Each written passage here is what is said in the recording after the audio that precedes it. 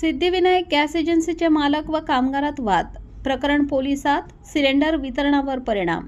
बातमी शेगाव येथून। शेगाव येथील भारत पेट्रोलियम कंपनीच्या गॅस वितरण प्रणालीचे एजंट असलेल्या सिद्धिविनायक गॅस एजन्सीचे मालक व घरपोच सिलेंडर पुरवण्याचे काम करणारे एजन्सीचे कामगार यांच्यात काही बाबींवरून वाद निर्माण झाला असून त्यामुळे सिलेंडर वितरणावर मोठा परिणाम झाल्याचे दिसून येत आहे। मागील जवळपास 15 दिवसांपासून हे वादाचे प्रकरण सुरू आहे। दरम्यान वाद निवळण्याऐवजी प्रकरण अधिकच चिघळत आहे। शुक्रवारी एजन्सीच्या मालकांनी चक्क त्यांच्या एजन्सीवरील कामगारांच्या विरोधात शहर पोलिसात दिलेल्या तक्रारीवरून त्याचा प्रत्यय येतो। उपरोक्त वादाच्या पार्श्वभूमीवर कामगारांशी वार्तालाप केला असता एजन्सी मालकाकडून कामगारांना कोणताही पगार दिला जात नसल्याचे त्यांनी सांगितले। तसेच वाहनात इंधन भरण्यासाठी महिन्याकाठी केवळ 2000 रुपये दिले जातात, मात्र प्रत्यक्षात वाहनाला महिन्याकाठी जवळपास 5 ते 6000 रुपयांचे इंधन लागत असल्याचे कामगारांचे म्हणणे आहे। याशिवाय एजन्सीचे मालक भारत पेट्रोलियमकडून वितरण प्रणालीतील कामगारांना दिले जाणारे कमिशन सुद्धा देत नाहीत असा आरोप कामगारांनी केला आहे। तर दुसरीकडे सिद्धिविनायक गॅस एजन्सीचे मालक वामनराव विनायकराव देशमुख वय 62 वर्ष यांनी 3 जून रोजी शहर पोलीस स्टेशनला दिलेल्या तक्रारीत असा आरोप केला आहे की वितरण प्रणालीतील काही कामगार हे कंपनीने निर्धारित केलेल्या रकमेपेक्षा जास्त पैसे मागतात,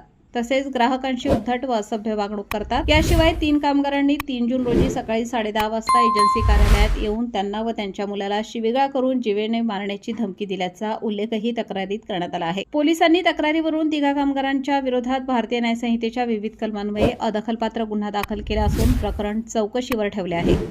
सनसनी न्यूज शेगाव।